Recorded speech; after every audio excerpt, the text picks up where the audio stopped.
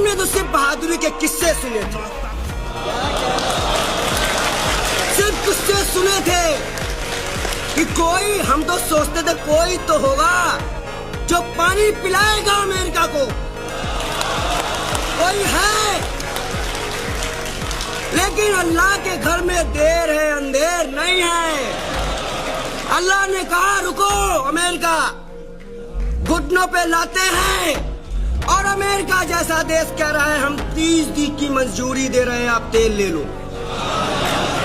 अब हम हाथ जोड़ रहे हैं ईरान के आगे।